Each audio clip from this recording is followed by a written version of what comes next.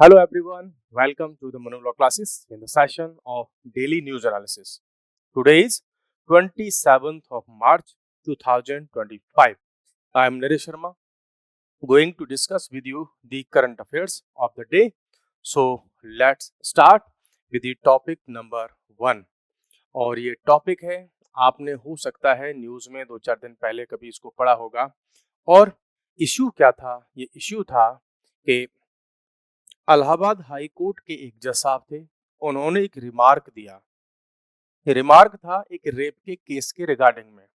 हुआ ऐसा था आज से कई साल पहले एक मीन से केस चल रहा था और उस केस में क्या हुआ था कि दो जो है लड़के थे और उन्होंने एक माइनर गर्ल को अराउंड 11 ईयर की थी वो बच्ची, उसको जो है रास्ते में कहीं उन्होंने उसको पकड़ लिया और उसके जो है ब्रेस्ट को ग्रैब किया। उसका जो पायजामा वगैरह था, उसका जो बांधने का स्ट्रिंग होता है, उसको तोड़ दिया और उसको उतारने की कोशिश की और उसको एक कहीं सुनसान जगह पर जो ब्रिज होता है उसके नीचे जो जगह है वहां पर उसको ले गए और ये इस तरीके का हरासमेंट उसके साथ में किया। अब इस घटना को सुन करके हम आप कॉमन आदमी सबको समझ में आ रहा है कि वो उन लड़कों ने अगर ऐसा किया था, है ना, तो उनका इंटेंशन क्या रहा होगा। भाई उनका इंटेंशन बड़ा सीधा सा समझ में आ रहा है कि वो रेप करना चाहते थे, लेकिन वहां जब कुछ और लोग आ गए तो वो वहां से भाग गए। लेकिन हाई कोर्ट के एक जज साहब उनका कमेंट आया इस पर, जब जजमेंट वगैरह उन्होंने सुनाया तो उसमें कमेंट दिया उन्होंने कि उन लड़कों का इंटेंशन उस लड़की का रेप करना नहीं था, means there was no attempt to rape. तो ये कमेंट था और इसको लेकर के पूरे इंडिया में जगह जगह पर उन जज के कमेंट को लेकर के चारों तरफ हंगामा मचा हुआ है और लोग उस पर तरह तरह के क्वेश्चंस पूछ रहे हैं। और पूछना वाजिब भी हो जाता है कि जब ऐसे बेसिक सी बात करेंगे तो उसी के रिगार्डिंग में हमारा ये पहला वाला न्यूज है। तो सुप्रीम कोर्ट ने इस पर जो है सुओ मोटो कॉग्निजेंस लिया है और सुप्रीम कोर्ट का कहना है कि इस तरह का जो कमेंट किया था वो इनह्यूमन रिमार्क था on attempt to rape by Allahabad high court जज। तो ये इनह्यूमन था, अमानवीय था। ठीक है, कि इससे ज्यादा जो है मींस इंसानों जैसा रिमार्क तो ये था ही नहीं। तो सुप्रीम कोर्ट ने इस पर ये सब लिया। ठीक है, यहाँ पर ये आप वर्ड देख सकते हैं कि क्या एक्चुअल में इशू था कि उन्होंने जज साहब ने कहा था कि mere grabbing the breast of a minor girl या victim, breaking the string of her pyjama, bring down her lower garments, उनके जो है लोअर गारमेंट्स को उतारना, are not sufficient to constitute an offence of attempt to rape. Rape करने का attempt इसमें नहीं था, ये उनका कहना था। अब लोगों का इस पर तरह तरह के कमेंट्स आ रहे हैं और जुडिशरी पर काफी इससे क्वेश्चन मार्क लगे हैं। एक तो ये केस आ गया, वहीं दूसरी तरफ दिल्ली हाई कोर्ट के जो जज, उनके जो रेजिडेंशियल हाउस पर बहुत सारे जो कैश मिला था वो भी। तो जुडिशरी पर तरह तरह के क्वेश्चन यहाँ से उठ रहे हैं। ठीक है, तो सुप्रीम कोर्ट की जो बेंच है, इसको हेड कर रहे थे जस्टिस BR गवई। तो उन्होंने कहा कि ये जो observation made by the single bench जज, नाम था उनका जज साहब का Ram Manohar Narayan Mishra of the high court, were totally insensitive. क्या कहा है सुप्रीम कोर्ट ने कि ये जो कमेंट था टोटली इनसेंसिटिव था, इनह्यूमन था और unknown to the tenets of law, means law की जो एक भावना होती है उसके अगेंस्ट में था। जस्टिस गवई ने और क्या पॉइंट किया कि some paragraphs which concluded that the actions of the accused were, बोला ये जो पैराग्राफ ऐसे कुछ उस जजमेंट में लिखे गए थे वो भी बहुत खराब थे, मींस वो भी बहुत अच्छे कोई पैराग्राफ नहीं था। Case war reserve for the order. ये जो रिमार्क आया था कि भाई उन लड़कों ने अटेम्प्ट का रेप नहीं किया था, उसका जजमेंट पहले मींस हो रखा था 17 मार्च को, उसको बाद में सुनाया गया, जो कि पहले ही नवंबर में उस पर जजमेंट तो उन्होंने रिजर्व रख लिया था। तो हाउवर इन्होंने ये कहा कि भाई इन्होंने जो जजमेंट दिया था, ये रिमार्क दिया था, काफी थॉटफुल कंसीडरेशन था। तो जज साहब का ये कहना है कि ये जो कमेंट दिया था हमने, उस जो केस था उस केस के क्या फैक्ट्स थे, सरकमस्टांसेस थे, उसको देख करके ही हमने ये कमेंट दिया था, ये कहना था इन जज साहब का।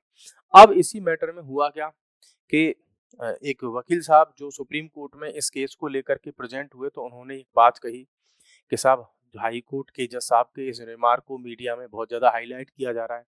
इससे जुडिशरी की जो डिग्निटी है, तो उसका रेस्पेक्ट है, पब्लिक का उसमें जो ट्रस्ट है, वो बहुत बुरी तरह से हार्म हो रहा है। तो सुप्रीम कोर्ट एक ऑर्डर पास करे कि इस रिमार्क को, जज साहब ने जो रिमार्क दिया था, इसको मीडिया में जो है पब्लिश ना किया जाए, इसको रोक दिया जाए।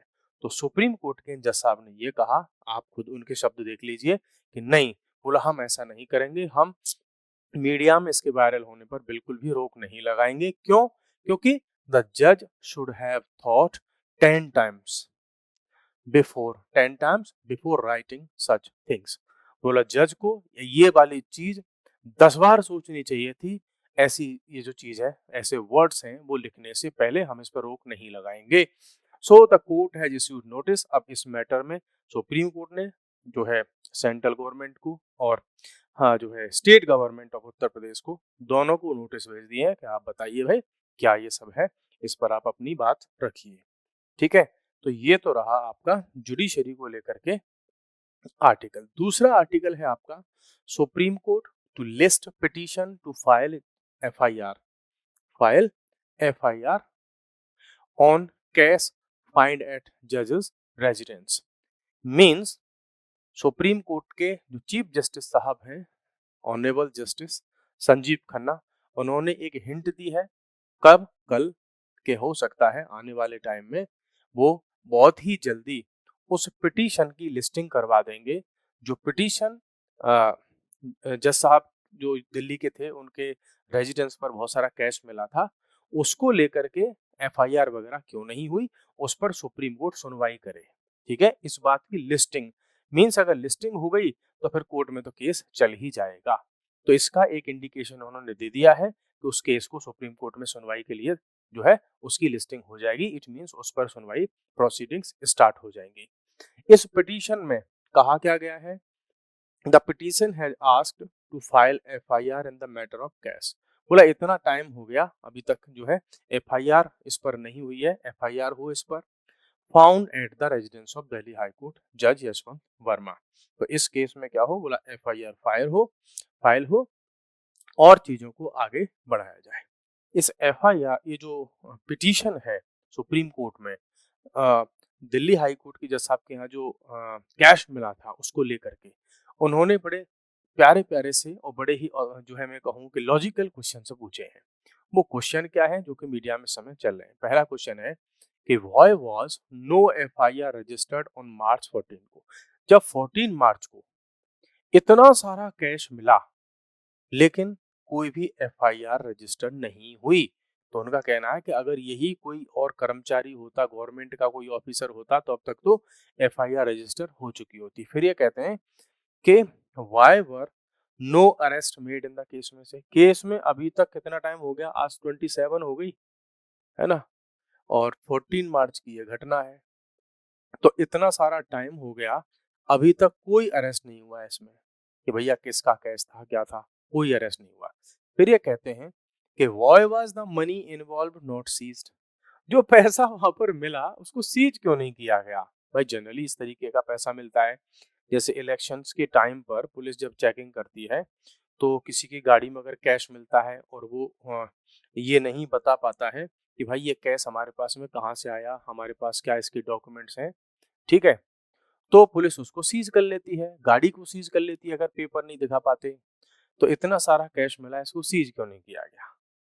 फोर्थ क्वेश्चन उनका है why did the public learn about the scandal after a week.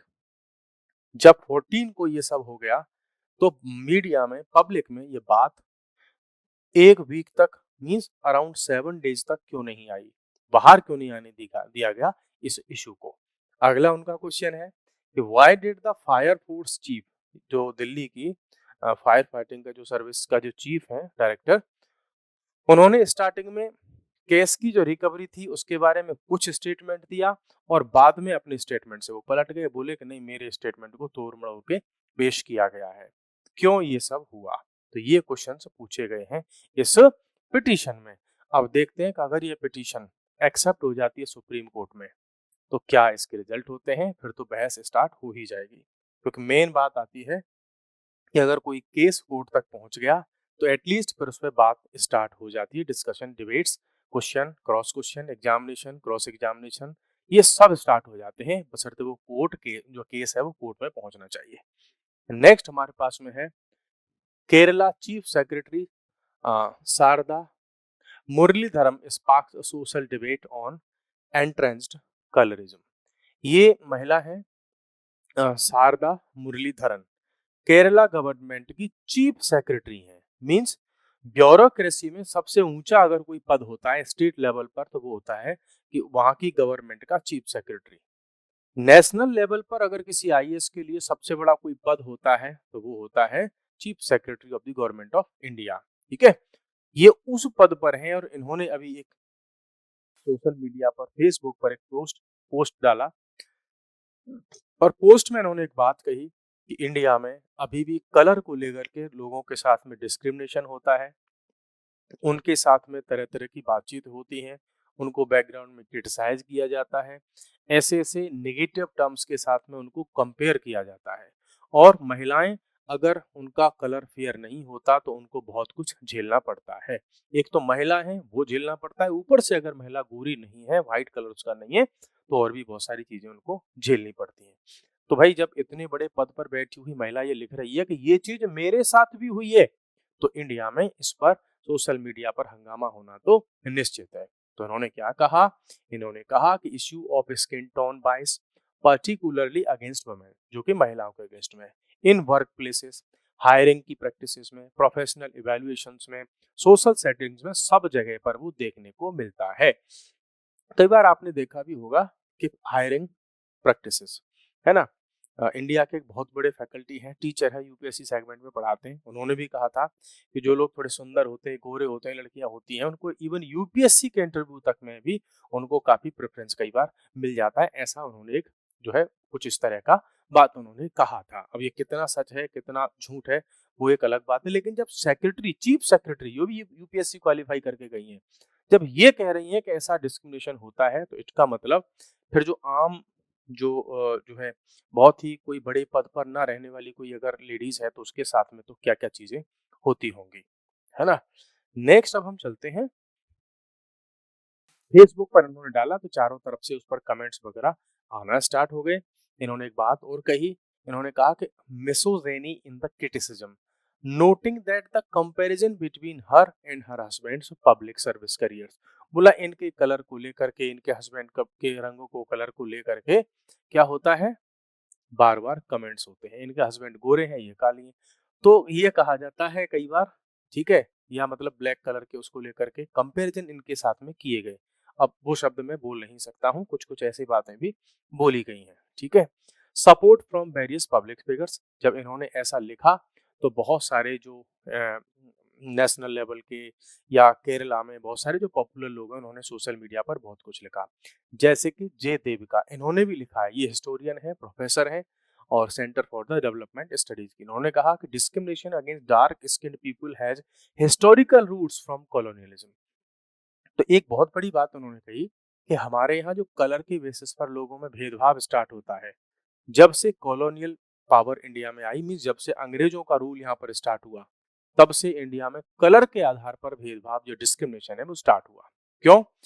क्योंकि सब जो गोरे लोग थे वो कौन थे, अंग्रेज, उन्होंने इस कलर के बेसिस पर डिस्क्रिमिनेशन किया, इंडिया में भी किया, साउथ अफ्रीका में भी किया। अदरवाइज इंडिया में इससे पहले कलर के बेसिस पर डिस्क्रिमिनेशन का कोई सिस्टम नहीं मिलता। कैसे? अगर आप एंशिएंट इंडिया में जाओगे, हिंदू धर्म के जितने भी ग्रंथ वगैरह उनकी बात करोगे, तो आपको भगवान मोस्टली काले मिलेंगे, ब्लैक कलर के मिलेंगे। जैसे भगवान कृष्ण को, कृष्ण का मतलब ही काला होता है। राम कहीं पर भी गोरे नहीं बनाए गए हैं उनको, ठीक है। भगवान विष्णु कहीं पर भी उनको गोरा नहीं बनाया गया है। शनिदेव की मूर्ति देखेंगे आप, हमेशा काली मिलेगी आपको। साउथ इंडिया के जितने भी मंदिर जाएंगे आप, वो सांवले रंग की ही मूर्ति मिलेंगी। अयोध्या में मंदिर में श्री राम जी की प्रतिमा स्थापित हुई, वो भी काले पत्थर से बनाई गई। इंडिया में कलर की बेसिस पर डिस्क्रिमिनेशन नहीं था, तो कहाँ से आया है? कॉलोनियल रूट से आया है, ये सब कहना है इन प्रोफेसर साहिबा का। तो ठीक है, ये डिफरेंट लोग हैं, इन्होंने डिफरेंट कमेंट्स इस पर किए हैं, ठीक है। अब जो मैटर था जिसको हम सबसे पहले डिस्कस कर रहे थे कि अटेम्प्ट टू रेप माना जाएगा कि नहीं माना जाएगा। तो उसको लेकर के मामला पहुंच गया कहाँ? लोकसभा में। लोकसभा में हाई कोर्ट के जज का जो जो रिमार्क था उसको लेकर के भी बहस हुई, डिस्कशन स्टार्ट हो गया। अब क्या क्या इसमें बात हुई? बातें तो और भी सब्जेक्ट पर चल रही थी, लेकिन अगर पार्लियामेंट के किसी हाउस में किसी जज के उस रिमार्क को लेकर के डिस्कशन हो रहा है, इसका मतलब सीधा सीधा है कि जुडिशरी और लेजिस्लेचर जो है उनके बीच में चीजें कई बार जो गड़बड़ होती है वो बस एक मौका चाहिए होता है उनको, ट्रिगर पॉइंट चाहिए होता है उनको, बस वो फ्रंट पे आकर के काम करना स्टार्ट कर देती हैं। तो जो 0 आवर होता है जिसमें क्वेश्चन पूछे जाते हैं, उसमें लोकसभा के अंदर क्या हुआ कि मेंबर्स अरेस्ट की इश्यूज उन्होंने एड्रेस किए इलाहाबाद हाई कोर्ट के जज के रेप के रिगार्डिंग में। ठीक है, तो इलाहाबाद हाई कोर्ट के जज के मार्क्स पर उन्होंने ये मार्क दिया था, ठीक है, वो हम ऊपर बता ही चुके हैं कि इलाहाबाद हाई कोर्ट के जज ने कहा था कि grabbing breast and pulling the pyjama string and to minor girl और ये रेप में नहीं आता, इस सब पर। तो लोकसभा में जो वहां के मेंबर्स थे उन्होंने क्या कहा कि एक तो ये अनडिग्निफाइड है, महिलाओं की इज्जत के अगेंस्ट में है, डिस्टर्बिंग है, मींस माइंड को बुरी तरह से हिला देता है कि जजेस क्या सोच लेकर के जजमेंट्स दे रहे हैं, है ना। ये तो सोशल मीडिया अवेलेबल है, इसी मार्ग जो सोशल मीडिया में बातें आ गई, जब सोशल मीडिया नहीं था तब तो कैसे कैसे जजमेंट दिए जाते होंगे, है ना। फिर है कंडेमनेबल, बोला ये निंदनीय है, इसको कंडेम किया जाना चाहिए, इसको क्रिटिसाइज किया जाना चाहिए, ये स्पीच उन्होंने इसमें दी थी। दूसरा उन्होंने कहा कि ये इस पर भैया जज साहब को जो है अपोलॉजी मांगनी चाहिए महिलाओं से, देश की सारी महिलाओं से, ये उन्होंने बहुत ही भद्दी और खराब बात उन्होंने कही है। हालांकि जब ये डिस्कशन चल रहा था तो वो मैटर चल रहा था नर्स के बारे में, इंडिया में जो नर्सेस हैं, तो इंडिया में नर्सेस की जो प्रॉब्लम्स हैं उन सबको लेकर के चल रहा था कि भाई नर्सेस का रजिस्ट्रेशन वो नेशनल लेवल पर हो।